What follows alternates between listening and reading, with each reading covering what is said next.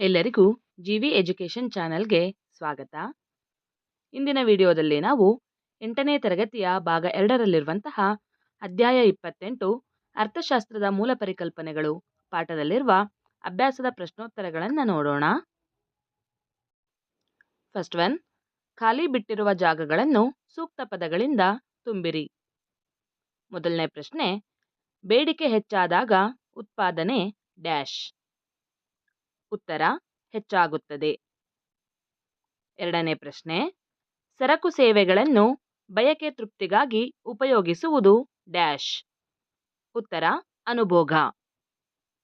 ಮೂರನೇ ಪ್ರಶ್ನೆ, ಒಂದು ರಾಷ್ಟ್ರದ ಆದಾಯವನ್ನು ರಾಷ್ಟ್ರದ ಒಟ್ಟು ಜನಸಂಖ್ಯೆಯಿಂದ ಭಾಗಿಸಿದರೆ ಲಭಿಸುವುದೇ ಡ್ಯಾಶ್. ಉತ್ತರ, ತಲಾವರಮಾನ. ನಾಲ್ಕನೇ ಪ್ರಶ್ನೆ, ಲಾರಿಗಳಿಂದ ಸರಕುಗಳನ್ನು ಇಳಿಸುವ ಕೆಲಸದಲ್ಲಿ ತೊಡಗಿರುವುದು ಡ್ಯಾಶ್ ವಿಧದ ಶ್ರಮ. ಉತ್ತರ, ದೈಹಿಕ.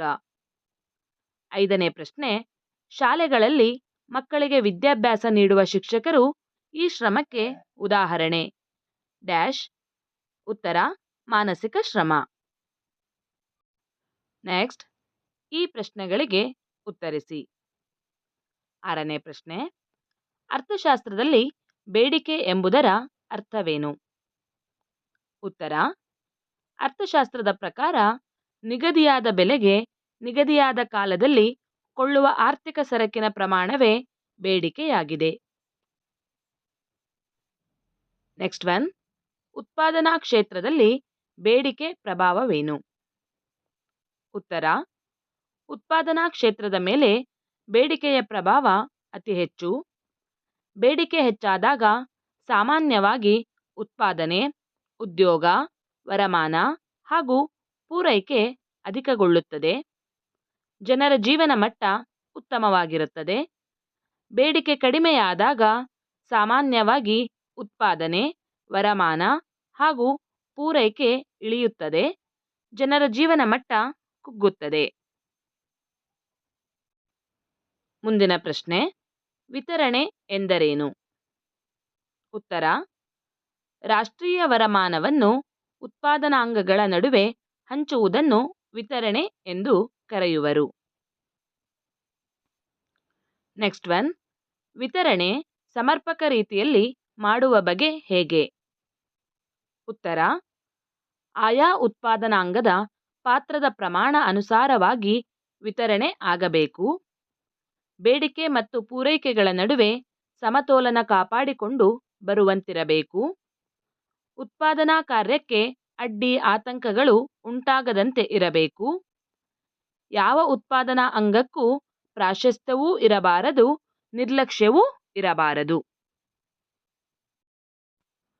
ಮುಂದಿನ ಪ್ರಶ್ನೆ, ರಾಷ್ಟ್ರೀಯ ವರಮಾನ ಮತ್ತು ತಲಾವರಮಾನದ ವ್ಯತ್ಯಾಸಗಳನ್ನು ತಿಳಿಸಿ.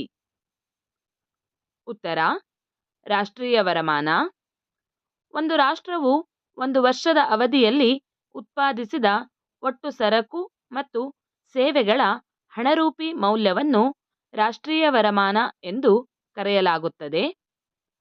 ಉತ್ಪಾದನೆ ಹೆಚ್ಚಿದರೆ ರಾಷ್ಟ್ರೀಯ ವರಮಾನವೂ ಹೆಚ್ಚುತ್ತದೆ. ಇದು ಒಂದು ರಾಷ್ಟ್ರಕ್ಕೆ ಸಂಬಂಧಿಸಿದ್ದಾಗಿದೆ.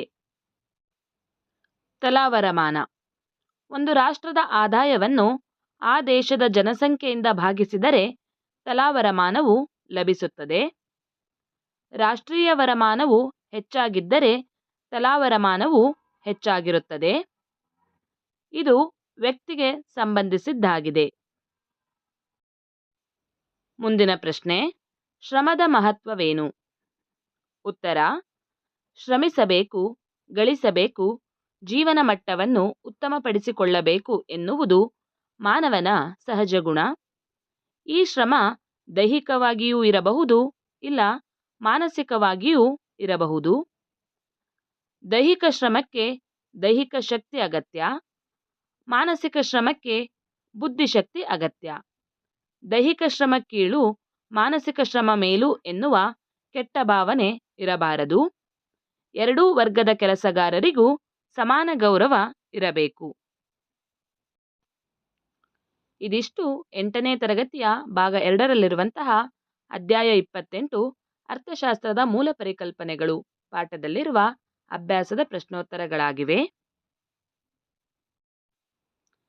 ಈ ವಿಡಿಯೋ ನಿಮಗೆ ಇಷ್ಟವಾದಲ್ಲಿ ಲೈಕ್ ಮಾಡಿ, ಶೇರ್ ಮಾಡಿ ಮತ್ತು ಇದೇ ತರಹದ ವಿಡಿಯೋಗಳಿಗಾಗಿ ನಮ್ಮ ಚಾನೆಲ್ ಅನ್ನು ಸಬ್ಸ್ಕ್ರೈಬ್ ಮಾಡಿಕೊಳ್ಳಿ.